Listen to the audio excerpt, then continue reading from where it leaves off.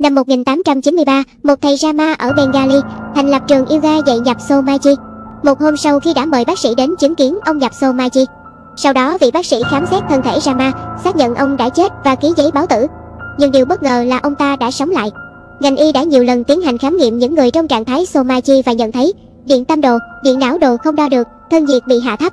Nhiều trường hợp con người ở trạng thái Somaji vài năm lại tái sinh. Sự xuất hiện của họ đã làm những người xung quanh ngạc nhiên và hoảng sợ. Vậy Somaji là gì? Nhân loại đã biết gì và hiểu gì về nó? Linh hồn và thể xác có mối liên hệ như thế nào? Con người có thể chết đi sống lại hay không?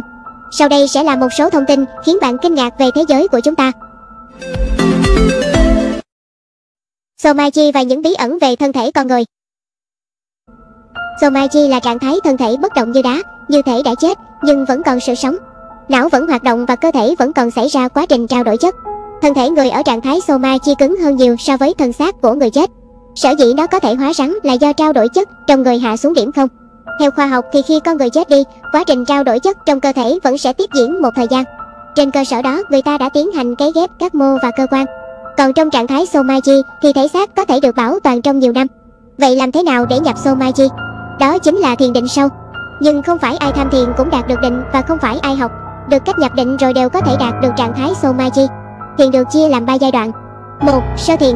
2. Định tức Somaji, khi hồn lìa khỏi xác, thân thể sẽ chuyển sang trạng thái bất động, rắn như đá.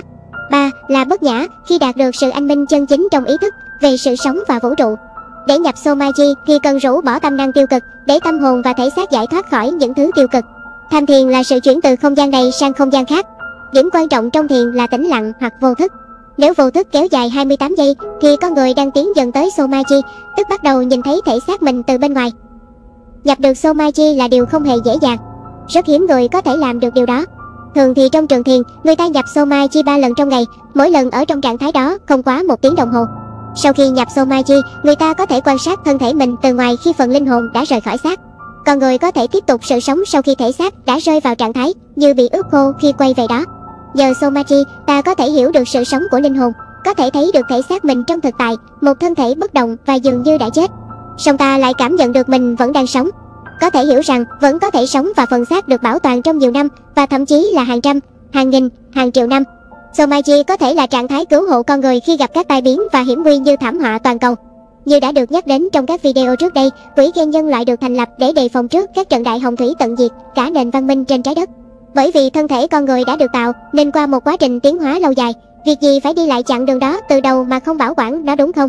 Có thể liên tưởng Somaji với khái niệm người thực vật trong y học, nghĩa là tim vẫn hoạt động, vẫn diễn ra quá trình trao đổi chất, nhưng con người lại bất tỉnh.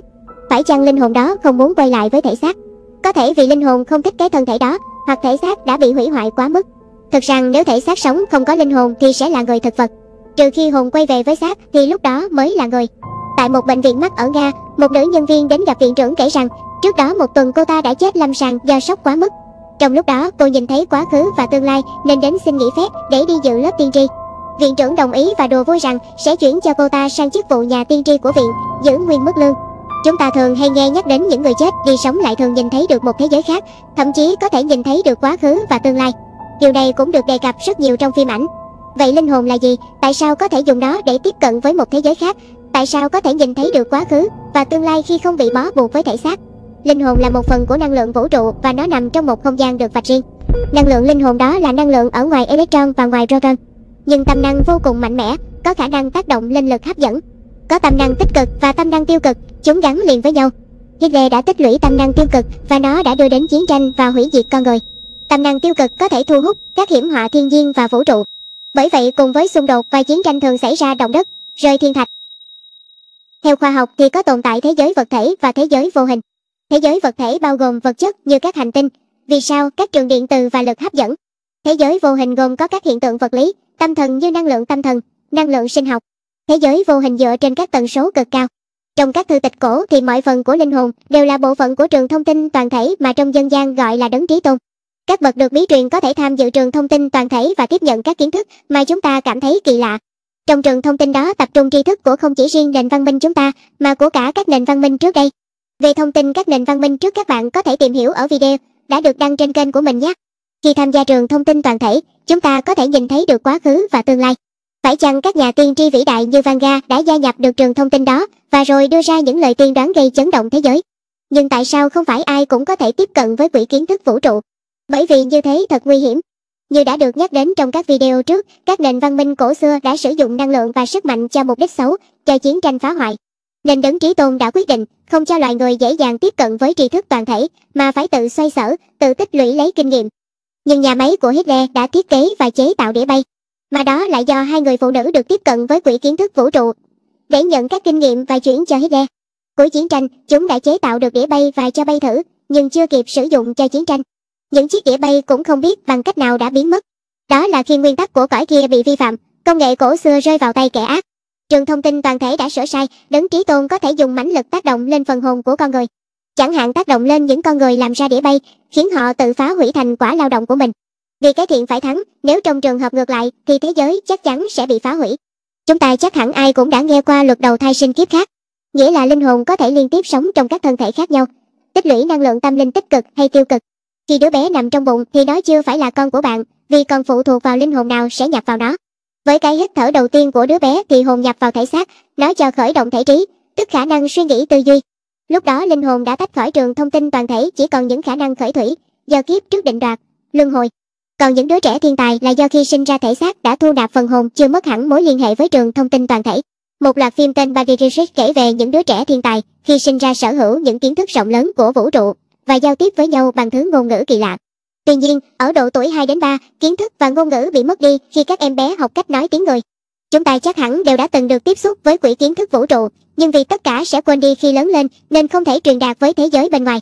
Đó chính là nguyên tắc của cõi kia.